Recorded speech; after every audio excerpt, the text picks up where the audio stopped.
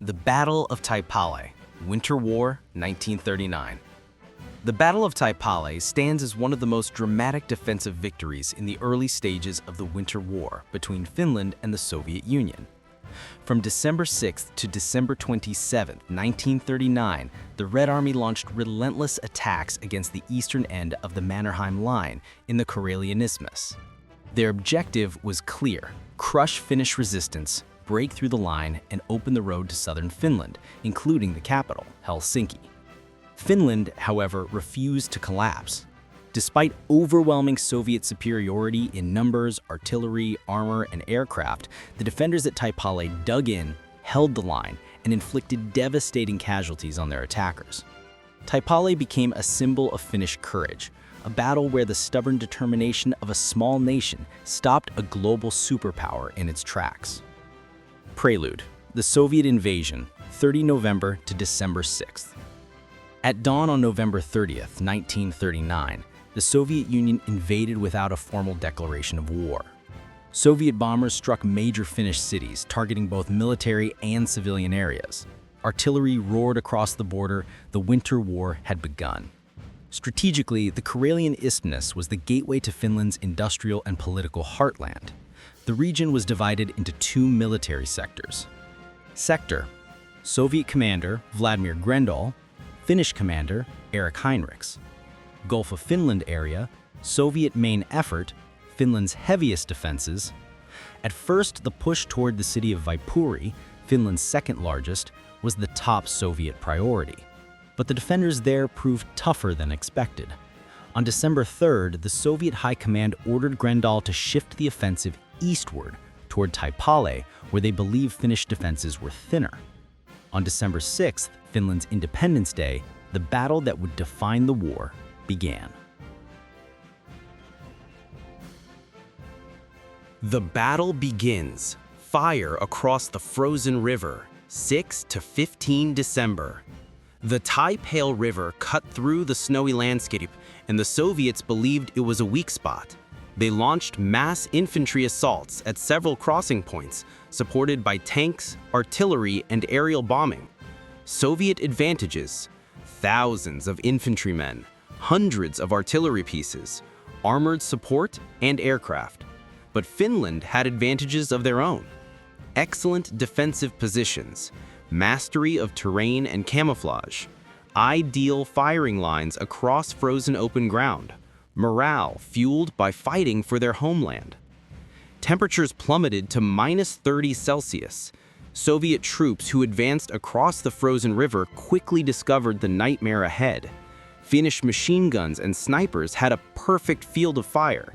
Soviet bodies littered the ice.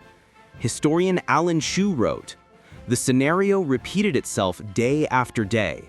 Smashing artillery barrages, followed by waves of Soviet infantry, advancing across open snowfields, cut down in appalling numbers." Fury and fatigue, 15 to 23 December. On December 15th, the Red Army escalated the assault. Tanks tried to cross the ice, but Finnish defenders targeted vision slits, tracks, and rear armor, or used their famous improvised Molotov cocktails to burn vehicles from the outside.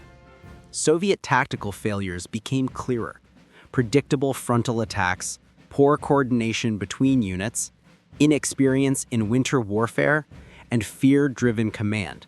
No initiative, no adaptation. A Finnish soldier later wrote, "They came again and again, as if there was no end to them. We prayed the snow would hide us and the bullets would not run out before we did." Finnish defenders were exhausted, frostbitten, and constantly under artillery bombardment. Yet their will never broke, because if Taipale fell, so would Finland.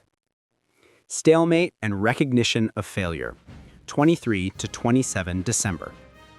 By late December, Soviet progress stalled completely.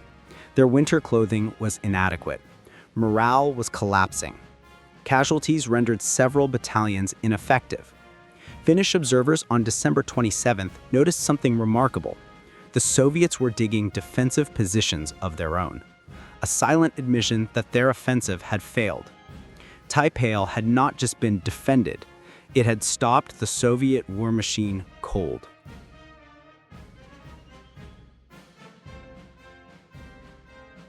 Why the Soviets failed at Taipale.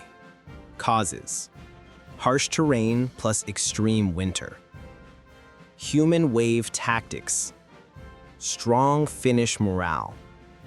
Finnish sniper dominance.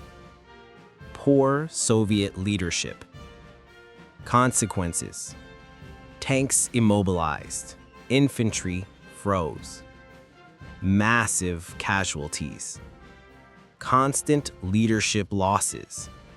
No psychological breakdown.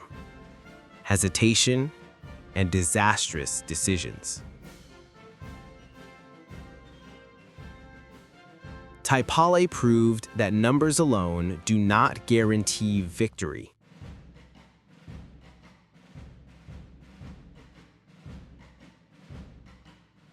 Legacy of Taipale.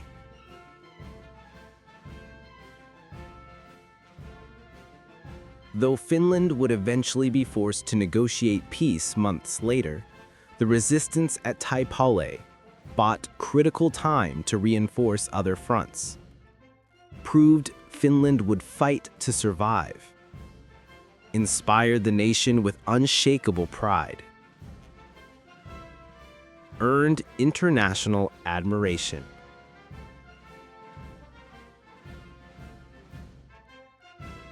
Today, a memorial near Solovyovo marks the spot where Finland defended its independence with blood and ice.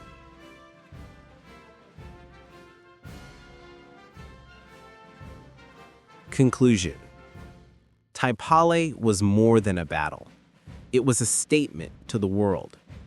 A small nation, outgunned and outnumbered, stood firm against one of the most powerful armies in history and held the line. We did not fight to conquer. We fought so that we would never be conquered. The Battle of Taipale remains a testament to resilience, proof that determination can rewrite the outcome of war.